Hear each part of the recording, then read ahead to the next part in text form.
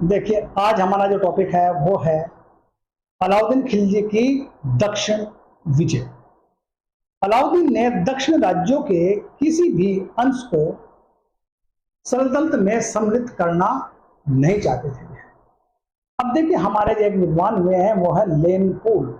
लेनपुल जो है अलाउद्दीन खिलजी की दक्षिण विजय के बारे में क्या कहते हैं, वो कहते हैं अलाउद्दीन खिलजी प्रथम भारतीय मुसलमान था जिसने दक्षिण भारत को जीतने और दिल्ली से उसे अपने अधीन रखने का सफल प्रयास किया।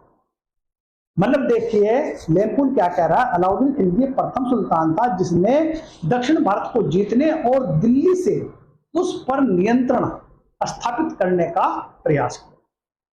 वहीं पर देखिए, मतलब जो है अलाउद्दीन खिलजी अधिराज्यताओं में विश्वास करता था, प्रभुसत्ता में नहीं करता था।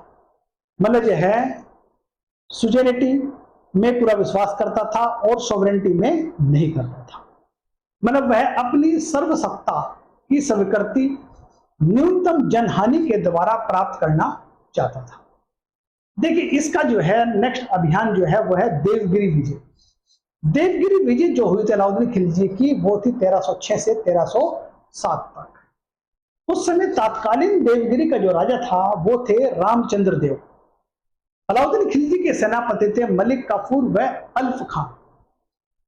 अब देवगिरी विजय का जो तात्कालिक कारण था वो कारण था देवगिरी के राजा रामचंद्र देव द्वारा 3 वर्ष से कर नहीं चुकाया था, या कर ना दिए जाने के कारण ही अलाउद्दीन खिलजी ने देवगिरी को विजित करना चाहा।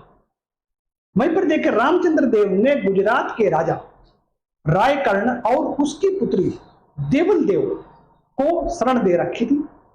कर्णदेव ने रामचंद्र देव की सहायता से स्वयं को बगलाना में स्थापित किया था। यानी कि देखिए, कर्णदेव ने रामचंद्र देव की सहायता से ही स्वयं को बगलाना में, या गुजरात का एक राज्य था, उसको स्थापित किया था।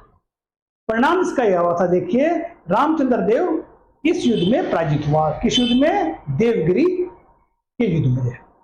देवल देव को अल्फ खान ने दिल्ली भेज दिया और जहां से अलाउद्दीन खिलजी के पुत्र खिजर खां के साथ उसका विवाह कर दिया। किसका? देवल देवी का। रामचंद्र देव को दिल्ली लाया गया, जहां पर अलाउद्दीन खिलजी ने उसे राय रायन की उपाधि दी और चंदोवा भी भेंट किया। देखिए, मतलब जो है, और उसे रामचंद्र गुजरात का नवसारी जिले में उपहार भी दिया गया।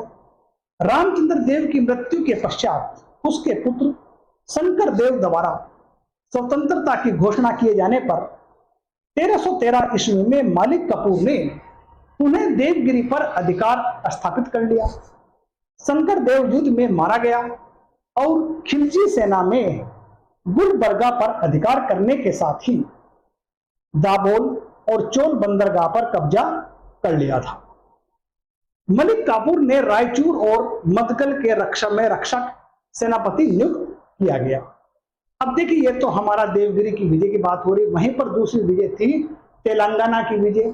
अलाउद्दीन खिलजी की जो तेलंगाना की विजय जो 1308 से लेकर 1309 में हुई।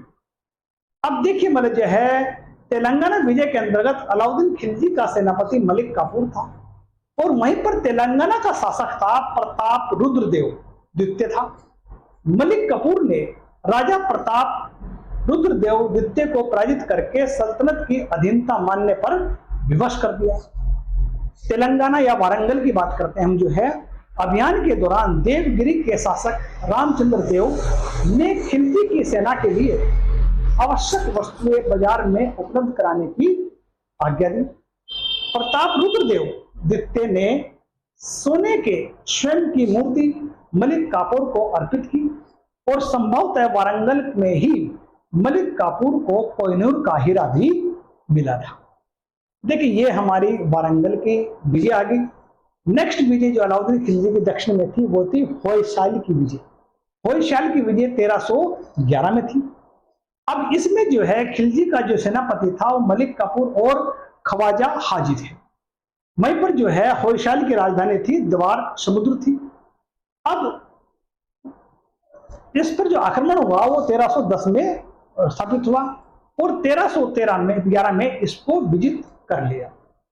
अब वहीं पर देखिए इस युद्ध का जो परिणाम हुआ वह वीर बल्लाल तृतीय ने सल्तनत की अधीनता स्वीकार कर ली और मवार या पांडे अभियान 1311 में ही कापुर की मदद से किया गया, यानी पांडे अभियान भी जो है वो समझिए। अब इसमें देखिए बल्लाल तृतीय कुछ दिनों तक अलाउद्दीन खिलजी के दरबार में ही रहा और अंततः अलाउद्दीन खिलजी ने उसके राज्य वापस कर दिया और उसे सम्मान स्वरूप खिल्लत, एक मुकुट और छत्र 10 लाख टंके वापस किए। देखिए इसमें देखिए नेक्स्ट जो अभियान था हमारा वो पांडे या मवार अभियान है जो 1311 में अभियान। वहीं पर देखिए मलिक कफूर के नेतृत्व में पहली बार सल्तनत की सेनाएं मदुराई तक पहुंची और कुछ इतिहासकारों के अनुसार उत्तराधिकारी के युद्ध में सुंदर पांडे ने अलाउद्दीन खिलजी से सहायता मांगी थी। मलिक कपूर ने राजधानी मदुरई में मुख्य मंदिर को लूटा और नष्ट कर दिया। चिदम्बरम के मंदिर को भी नष्ट कर दिया। उत्तर दिशा में समुद्र तट की स्थित रामेश्वर की विशाल मंदिर को नष्ट कर वहां अलाउद्दीन के नाम की एक मस्जिद बनाई थी। मलिक कपूर मदुरई पर अस्थायी रूप से अधिकार नहीं कर सका, किंतु उसे महालूट का अत्यधिक संपत्ति भी मिली। पांड्य राजा ने अलाउद्दीन खिलजी का आधिपत्य कभी स्वीकार नहीं किया और न ही कोई कर दिया। कुछ इतिहासकारों के अनुसार पांड्य देश सल्तनत के अधीन हो गया। अलाउद्दीन खिलजी से सम्मानित होने वाले 2 नरेश दक्षिण नरेश थे, देवगिरी नरेश रामचंद्र देव और होयसाल नरेश बल्लाल तृतीय। देखिए इसमें इतना ही कुछ है, फिर आपसे नेक्स्ट मिलेंगे।